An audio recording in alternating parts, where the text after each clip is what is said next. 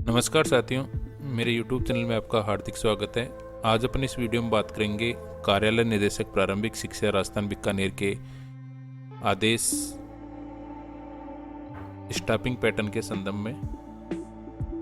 जो 23/11/2021 को जो आदेश निकला है उसके संदर्भ में अपन जो स्टाफिंग पैटर्न होने जा रहा है प्रारंभिक शिक्षा के अंतर्गत संचालित राजकीय प्राथमिक विद्यालय और उच्च प्राथमिक विद्यालयों में जो शिक्षकों का विद्यालयवार जो आवंटन हो रखा है उसमें नामांकन के अनुसार स्टाफिंग पैटर्न एवं सामान्यीकरण की प्रक्रिया वर्तमान में चल रही है।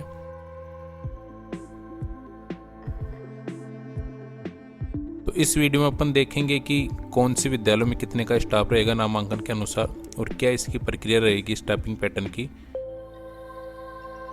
23/11/2021 को जो आदेश निकला है उसके अंदर स्पष्ट प्रसंग दे रखा है कि प्रारंभिक शिक्षा का जो 2016 का आदेश है उसकी जो गाइडलाइन है स्टाफिंग पैटर्न की और उसका संशोधित जो 28/5/2019 को जो आदेश दिशा निर्देश जारी हुए थे उसके अनुसार स्टाफिंग पैटर्न होना है। तो ये गाइडलाइन क्या है, दिशा निर्देश क्या हैं और कितने कौन सी विद्यालय में कितने पद सृजित होंगे या उन विद्यालयों में पद कम होंगे, उन सब की डिटेल अपन इस वीडियो में देखेंगे। तो अपन सबसे पहले बात करेंगे जो 5/8 प्रारंभिक शिक्षा 2016 का जो आदेश है उसके संदर्भ में। इस आदेश की अपन बात करेंगे कि ये आदेश आपको क्या दिशा निर्देश दे रखे हैं स्टाफिंग पैटर्न के। तो सबसे पहले अपन इसी आदेश की बात करते हैं जो गाइडलाइन है इसके बारे में। तो ये वो आदेश है जो 2016 21 अप्रैल 2016 को दिशा निर्देश दिए गए थे स्टाफिंग पैटर्न के। इसके अनुसार कितने वरिष्ठ अध्यापक होंगे और कितने L2 के अध्यापक साथी होंगे और कितने L1 के अध्यापक साथी होंगे। इस दिशा निर्देश के अनुसार आप यहाँ देखेंगे कि सभी विद्यालय हैं UPS, उनके अंदर एक वरिष्ठ अध्यापक या हेड टीचर का पद होगा।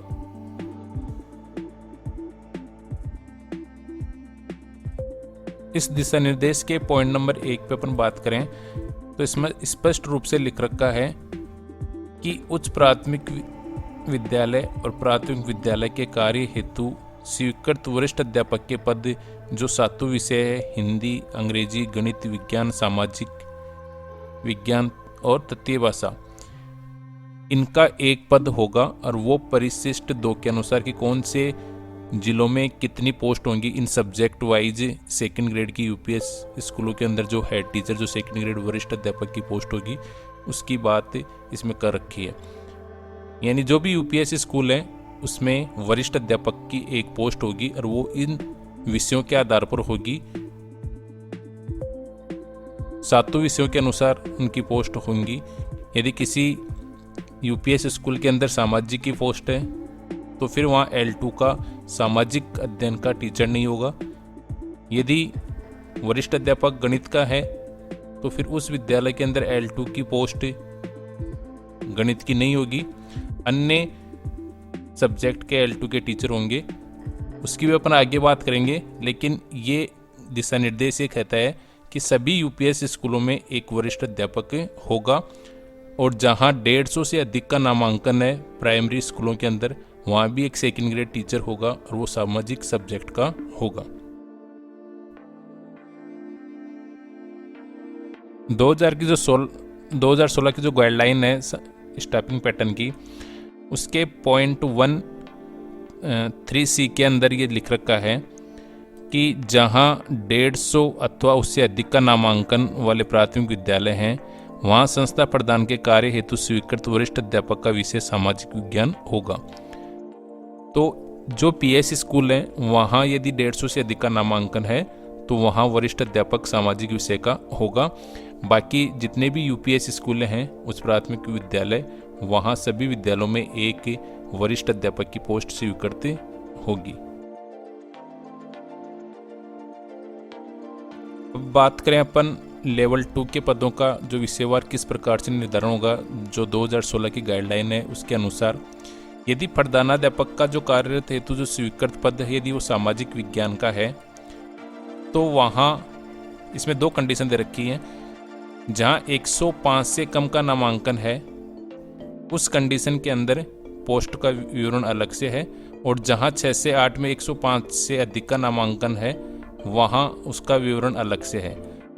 तो आप यहाँ देख रहे हैं कि यदि सेकंड ग्रेड का यदि टीचर सामाजिक विज्ञान विषय का है तो वहाँ जो L2 टीचर होगा वहाँ अंग्रेजी, गणित विज्ञान और हिंदी या तृतीय भाषा में से एक होगा, यानी 3 टीचर वहाँ पे L2 के होंगे। यदि किसी विद्यालय के अंदर वरिष्ठ अध्यापक गणित विषय का है तो वहाँ फिर जो 3 L2 के टीचर होंगे वो अंग्रेजी विषय का, सामाजिक विज्ञान का और तृतीय भाषा हिंदी या संस्कृत में से होगा। ये कंडीशन है 105 से कम नामांकन की, और यदि 105 से अधिक नामांकन है तो वहाँ पर जो HM की पोस्ट है, सेकंड ग्रेड का जो भी टीचर है, उसी पोस्ट का L2 का कार्मिक भी होगा। यानी फिर वहाँ पर यदि गणित का है वरिष्ठ अध्यापक तो वहाँ L2 गणित विज्ञान का भी होगा, हिंदी का भी होगा, सामाजिक का भी होगा और अंग्रेजी का भी होगा। यदि अंग्रेजी का है सेकंड ग्रेड तो वहाँ फिर 105 से कम नामांकन विद्यालयों में अंग्रेजी विषय का L2 का नहीं होगा, और यदि विज्ञान का है तो फिर वहाँ L2 विज्ञान का नहीं होगा। और इसी प्रकार यदि 105 से अधिक का नामांकन है तो वहाँ वरिष्ठ अध्यापक जिस पोस्ट का होगा उस पोस्ट का L2 का टीचर भी होगा, यदि 105 से अधिक का नामांकन है यूपीएससी स्कूलों के अंदर। तो ये हुई L2 के संदर्भ में बातचीत। तो अभी तक अपन ने बात की कि वरिष्ठ अध्यापक और L2 टीचर्स की। तो वरिष्ठ अध्यापक सभी विद्यालय में होगा, और L2 की कंडीशन की अपन ने बात की, यदि 105 से कम का नामांकन है तो वहाँ 3 अध्यापक सभी विद्यालयों में L2 के होंगे, और यदि 105 से अधिक का नामांकन है तो वहाँ पर एक अध्यापक L2 का अधिक होगा वहाँ। फिर उसके बाद यदि 35 विद्यार्थियों पर एक अतिरिक्त अध्यापक होगा, यानी प्रत्येक 35 विद्यार्थियों पर एक अतिरिक्त अध्यापक दिया जाना प्रस्तावित इसके अंदर है, जो 2016 की गाइडलाइन है। अब अपन बात करते हैं L1 जो अध्यापक है उनका स्टैपिक पैटर्न क्या कहता है। अध्यापक के लेवल 1 के लिए जो कुछ प्राथमिक विद्यालयों के पदों का निर्धारण का जो बात की गई है उसके अंदर लिख रखा है कि जो लेवल 1 के पदों का निर्धारण RT के प्रावधानों के अनुसार होगा, 1 से 5 के नामांकन के आधार पर किया जाएगा। यानी जो नामांकन होगा विद्यालय का 1 से 5 का, और जो RT के प्रावधान है उसके अनुसार उनकी पोस्ट क्रिएट की जाएंगी। और यदि 150 से अधिक का नामांकन है तो वहाँ पर एक संस्था प्रधान होगा। तो अब RT के नियम क्या कहते हैं उसकी भी अपन बात करेंगे कि RT नियम के अनुसार 1 से 5 के जो L1 के अध्यापक है उनकी कितनी पोस्ट होनी चाहिए विद्यालयों में।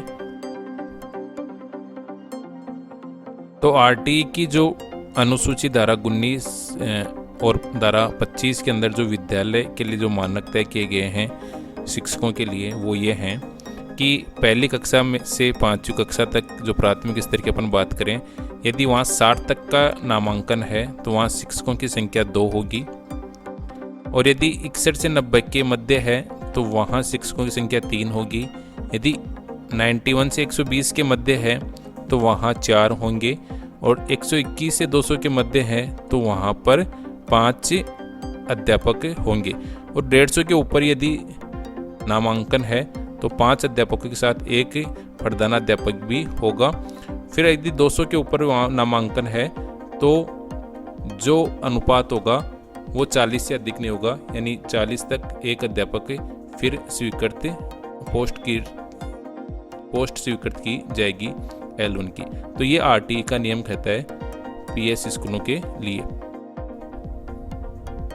जो L1 के जितने भी हैं PS UPS दोनों विद्यालयों के लिए यही नियम है 1 से 5 के L1 के अध्यापकों पदों का वर्गीकरण का।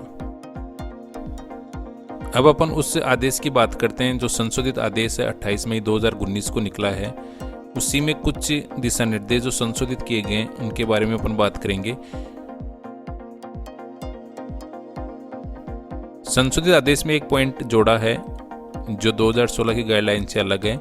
इसके अंदर लिख रखा है, जो डी पॉइंट है, कि जो नवकर्मोन्नति उच्च प्राथमिक विद्यालय हैं वहाँ प्रधानाध्यापक जो द्वितीय श्रेणी के होंगे वो पद सामान्य 50% एवं सामाजिक विज्ञान विषय के 50% के निर्धारण आवंटित किए जाएंगे। ये इसके अंदर जोड़ा हुआ है 2019 के अंदर, जो भी नवकर्मोन्नत उच्च प्राथमिक विद्यालय हैं उनके लिए।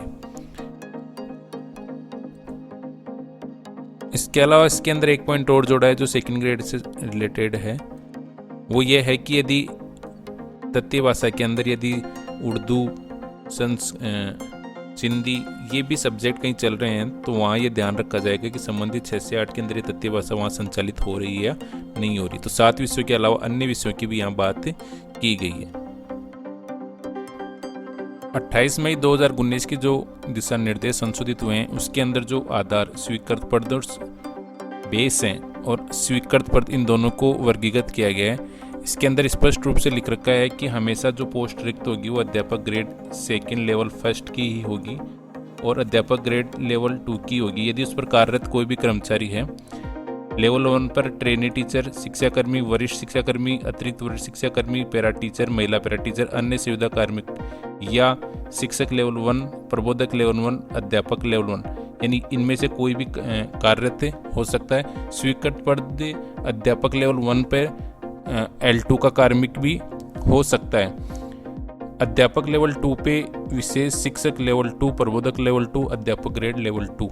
लेकिन इसमें यहाँ स्पष्ट रूप से लिख रखा है कि कॉलम 2 में यदि मूल पद वाले कार्मिक के कार्यमुक्त होते ही विद्यालय का जो स्वीकृत पद होगा वो ऑटो शिफ्ट होगा और 01 के अनुसार ही स्वीकृत पदानुसार की रिक्त रहेगा। यानी L1 पोस्ट पर कोई पर कार्मिक L2 का लगा हुआ है तो जैसे यदि L2 का कार्मिक उस विद्यालय से कार्यमुक्त हो जाता है, ट्रांसफर हो जाता है, तो वो L2 की पोस्ट स्वीकृत नहीं मानी जाएगी, रिक्त नहीं मानी जाएगी। वो जो पोस्ट रिक्त होगी वो L1 की ही होगी। ये इसमें एक संशोधित अपडेट है। इसके बाद जो इसमें जो संशोधित है वो जो टेबल बनी हुई है तो वो तो जो 2016 के गाइडलाइन थी उसी के अनुसार है। 105 के ऊपर जो विवरण अपने पहले इस पे बात कर ली। इसके पश्चात जो इसके अंदर उत्कृष्ट विद्यालय हैं उनके लिए संशोधित आदेश निकला था। तो 2019 की जो उत्कृष्ट विद्यालय की जो गाइडलाइन निकली थी उसके अंदर स्पष्ट रूप से लिखा हुआ है कि ये द्वितीय लेवल की जो अतिरिक्त पद आवंटित किया जाएगा, लेकिन ये स्टाफिंग पैटर्न के विभागीय निर्देशों में स्थायी रिक्त नहीं मानी जाएगी। यानी कि ये विभाग की एक अस्थायी व्यवस्था थी। अब इसको शामिल किया जाएगा या नहीं जाएगा वो विभाग की गाइडलाइन पर डिपेंड करेगा कि उत्कृष्ट विद्यालय में जो पोस्ट क्रिएट की गई थी उनको स्थायी नहीं माना गया है। ये एक अस्थायी व्यवस्था थी। लेवल 1 की यदि बात करें तो जो 2016 की जो गाइडलाइन थी उसी के अनुसार है। आरटीई के प्रावधानों के अनुसार पोस्ट क्रिएट की जाएंगी। शारीरिक शिक्षकों की यदि बात करें तो गाइडलाइन में स्पष्ट लिखा हुआ है कि 120 से अधिक नामांकन वाले समस्त उच्च प्राथमिक विद्यालयों में एक शारीरिक शिक्षक ग्रेड 3 का पद आवंटित किया जाएगा। अब जो इन गाइडलाइन के अनुसार कोई कार्मिक या अधिशेष होता है तो उनकी काउंसलिंग की जाएगी और काउंसलिंग के अंदर उनको किस वरीयता के अंदर पदस्थापन किया जाएगा वो भी देखते हैं गाइडलाइन में। तो जो अधिशेष होंगे उनको सबसे पहले वरीयता दी जाएगी उसी ग्राम पंचायत में जो स्थित विद्यालय होगी उसके अंदर।